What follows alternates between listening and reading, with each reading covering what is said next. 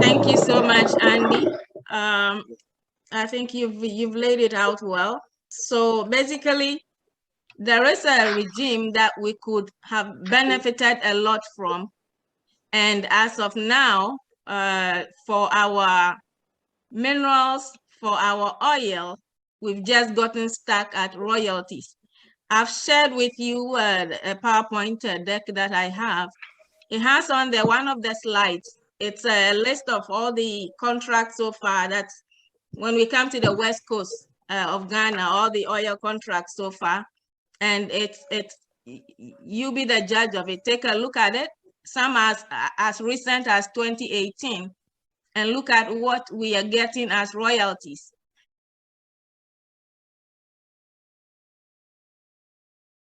And what other things are in there. The communities themselves, the communities that are along those areas, that one is zero. But even in terms of what the people of Ghana, the government of Ghana gets in terms of royalties, you can go through them one by one and see what it is that we have opted for. And so that is why what Andy is mentioning in terms of the production sharing agreement sounds like it sounds like it would have been a better deal. So the question is, what went wrong? What did the people who had to take decisions for us take into account? And what can be done about it now?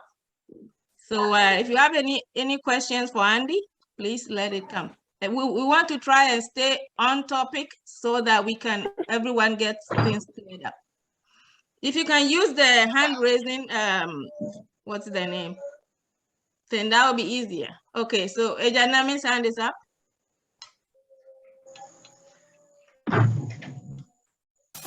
Okay, thank you, Mrs. Ba Emwelua, and thanks, Andy K.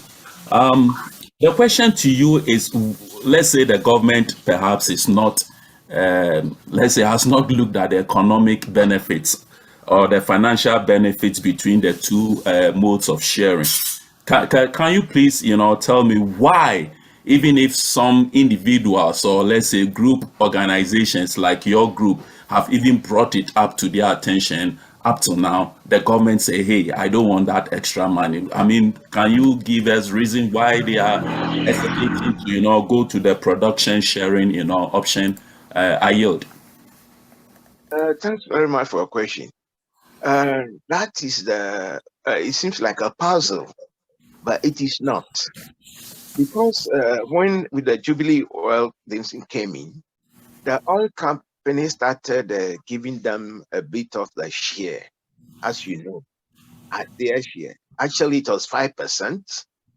And the people got a 3%. The EOE group. All right. Yeah. They got 3%, which they sold for about $300 million. It's not that's not small money. And the 2% from which was sold to the South Africans, what we heard was that was for Kufuor, the president. And he sold that at 2% to the South Africans, who are also partners.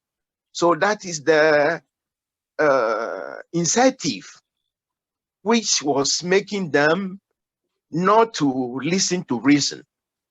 And as soon as oil was discovered, from what we heard was that, oh, this time for the Ghanaians also produce money bags like Nigerians. So they started adopting that kind of method, which, you say, create some kind of middle class people who will have be multi-millionaires and so forth. So that sort of thing, that so-called local partners, okay? The production, the royalty system, they introduced that. What they say, local partners. Then they find there are some people and put as front. They go and force some companies in the offshore companies.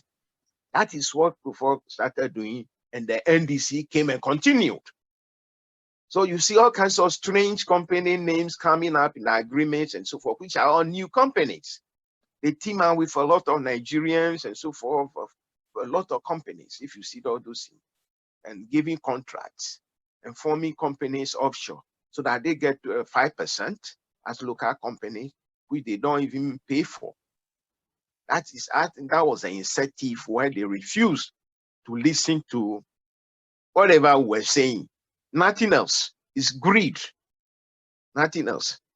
Apart from some of them who may say they don't understand the production sharing and all of this, because that is not true. People who were advising them, let's say that this accept and so forth, they were completely deceiving the public and deceiving them too. So they were deceived for accept and so on, anti and so on.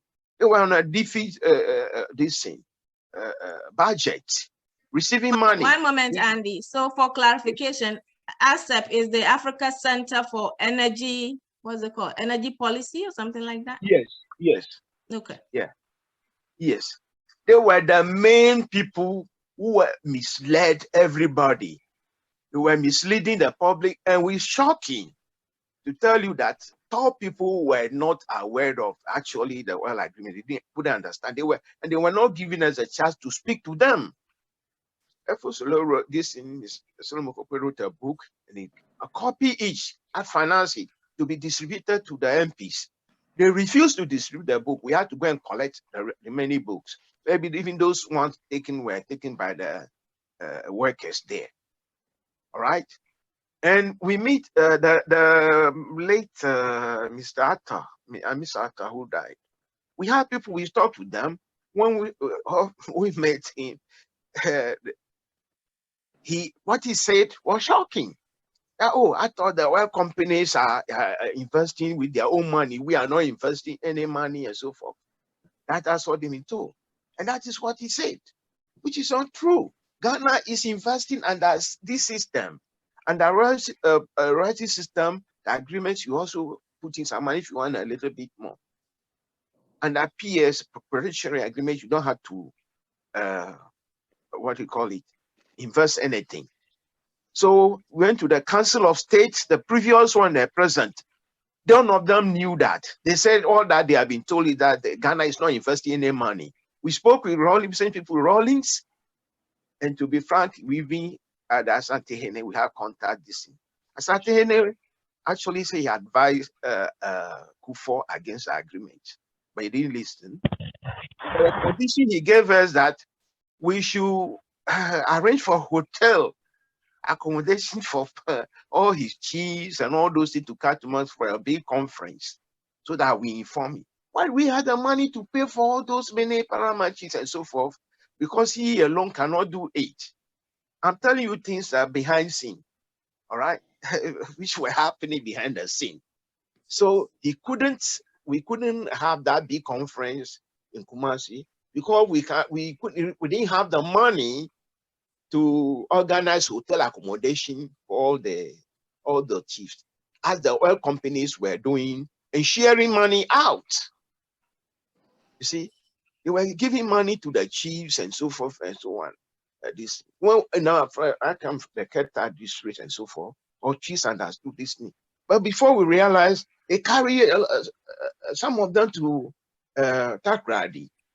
And say the briefing and so forth, they all came back, changed people and per diem and so forth, and some small money was promised them even by the Swiss African company. A whole lot of nonsense was going on, you see.